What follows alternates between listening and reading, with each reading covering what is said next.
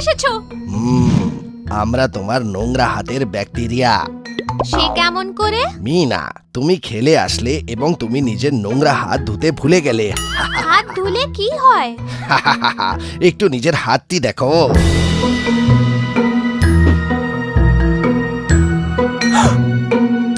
কোথায় যাচ্ছ? সাবান দিয়ে হাত ধুতে যাচ্ছি।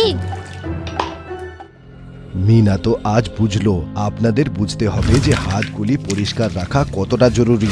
আমরা যদি হাত পরিষ্কার রাখি তবে কোনো ব্যাকটেরিয়াল ইনফেকশন হবে না এবং আমাদের কম অ্যান্টিবায়োটিক্স খেতে হবে, যার কারণে অ্যান্টিবায়োটিক্সের প্রভাব ব্যাকটেরিয়ায় থাকবে। তার জন্য দরকার পরিষ্কার থাকুন, স্বাস্থ্যবান থাকুন।